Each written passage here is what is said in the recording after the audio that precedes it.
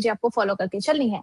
यहाँ पर हमारे साथ जुड़ चुके हैं बेहद ही खास मेहमान पीएनके सिक्योरिटीज के हेड ऑफ रिसर्च रचित खंडेलवाल सर। सर बहुत-बहुत स्वागत है आपका फाइनेंस ज्ञानी पर। उर्वशी जी आपको नमस्कार, सभी दर्शकों को नमस्कार and as always thank you for having me here. यहाँ पर सर के साथ आगे की चर्चा हम शुरू करें उससे पहले आप सभी लोगों के लिए पोल पर एक क्वेश्चन लगा हुआ है जहां पर जाकर के आपको वोट करना है और इस सेशन के लास्ट में हम रचित सर से भी जानेंगे कि उनका नजरिया आपकी वोटिंग रिजल्ट पर क्या है। अब सवाल देख लेते हैं। सवाल है कि शॉर्ट टर्म ट्रेडिंग के लिए सबसे बेस्ट स्टॉक इनमें से कौन सा है?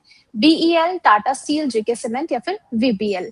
यहाँ पर जाकर के आप लोग अपनी वोटिंग स्टार्ट कर सकते हैं और जिसको हम बाद में एनालाइज करेंगे। सबसे पहले ब्रॉडर मार्केट से शुरुआत कर लेते हैं। कल के सेशन के बाद में आज भी जो है वो मार्केट अच्छी स्थिति में चलता हुआ नजर आ रहा है। ऐसा after a long time market की अच्छी कंडीशन देख करके कैसी फीलिंग आ रही है और क्या एक्सपेक्टेशन है अब?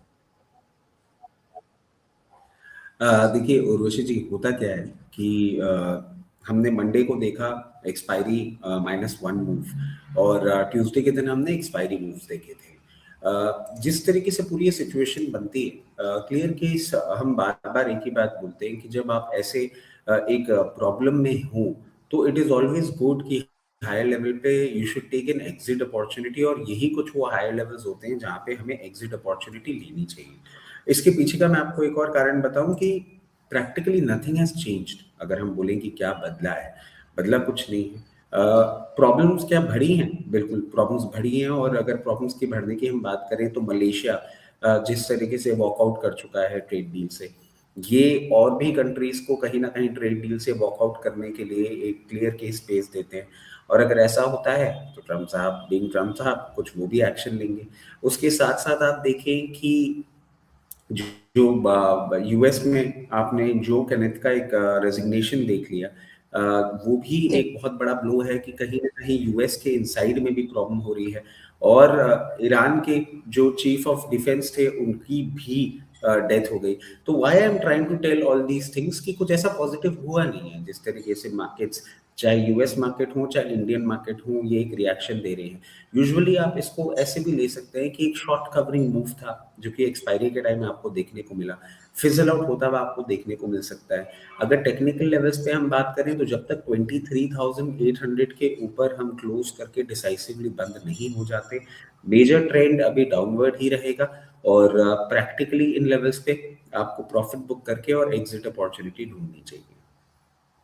चलिए, तो यहाँ पर जो है बढ़ते हुए मार्केट्स में आपको थोड़ा-सा कॉशियस रहने की सलाह दी गई है और हायर लेवल्स पे सर की तरफ से सलाह दी गई है कि आपको आगे के लिए क्या रणनीति अपनानी है। सर साथ ही साथ हम बैंक निफ्टी को लेकर भी आपका नज़रिया जानना चाहेंगे। यहाँ पर भी रिकवरी आती हुई नज़र आई है। स्ट्रेंथ लग रही है आपको?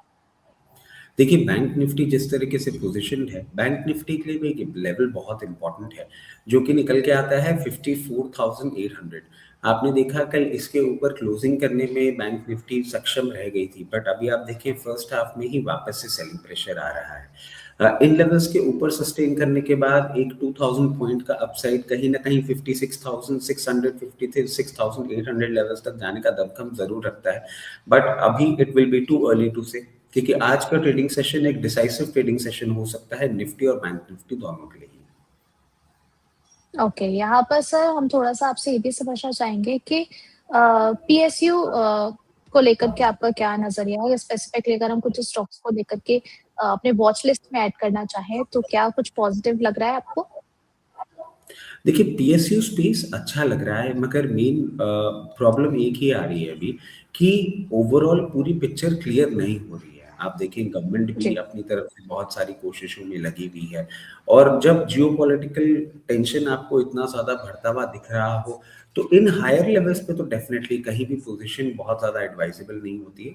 PSU banking space, PSU defence space जब भी आपको करेक्शन दिखे लोअर लेवल पे ज़रूर आप पोजीशन बना सकते हैं। चलिए ठीक है, तो यहाँ पर जो है पीएसयू बैंक्स को लेकर भी आपको एक सलाह यहाँ पर मिल गई है। Sir Nifty IT after a long time हमें यहाँ पर एक बाउंस बैक आता हुआ नज़र आ रहा है। 29,692 पर ट्रेड करता हुआ नज़र आ रहा है। आपको लग रहा है कि यहाँ से दोबारा हम नीचे जाते हुए देखेंगे या अपसाइड जर्नी की एक्सपेक्टेशन? देखिए निफ्टी आईटी के लिए बहुत इंपॉर्टेंट लेवल है 30,400 30,400 के ऊपर सस्टेन करने के बाद ही आपको कोई ट्रेंड रिवर्सल इसमें देखने को मिलेगा। प्रैक्टिकली जितना ऑफ हाइज करेक्ट किया है और आप देखिए करीबन हम 28,288 लेवल्स तक चले गए थे, तो एक्सट्रीम पेन पॉइंट हमने इस पे फील किया था। बट उसके बाद ये भी एक रिवर्सल के साइंस नहीं दे रहा है जब तक 30,400 के ऊपर हम बंद नहीं होते। चलिए ठीक है, यहाँ पर जो है बहुत सारे सवाल आ चुके हैं, एक आध सवालों को हम लेकर के शुरुआत कर लेते हैं, उसके बाद बढ़ते हैं कुछ खबरों की ओर। सबसे पहले तो यहाँ पर शुभ जी का सवाल है, कह रहे हैं कि sir best 2 stocks to buy among pharma stocks, और बाइंग लेवल और टारगेट्स जानना चाह रहे हैं शॉर्ट टू मिड टर्म के लिए। देखिए शॉर्ट टर्म मत देखिए, फार्मा में भी शॉर्ट टर्म मत देखिए, मीडियम टर्म आप देखिए। मीडियम टर्म अगर आप देखते हैं तो एक तो आप नजर डाल सकते हैं जाइडस लाइफ साइंसेज पे। जिस तरीके से अभी ये पोजीशन है, एक सेंस ऑफ कंफर्ट दे रहा है। कभी भी आपको लोअर लेवल पे देखने को मिले 886 या मान लीजिए to an extreme level of correction अगर आपको 868 तक मिल जाए, बहुत अच्छा लेवल दिखता है वो बाइंग के लिए। जैसे ही ये मोमेंटम अपना रिगेन करेगा 940 और 940 के बाद बहुत कंफर्टेबली आपको 1013 तक भी जाता हुआ दिख सकता है। उसके साथ साथ आप नजर रख सकते हैं डॉक्टर रेड्डी पे। डॉक्टर रेड्डी जिस तरीके से पोजीशन है ये भी अच्छा लगता है, बट इसमें मैं कहूंगा इसका 200 डे मूविंग एवरेज जो है 1256 1260 लेवल्स, वहां पे आप अगर पोजीशन बनाते हैं तो ज्यादा एडवाइजेबल रहेगा।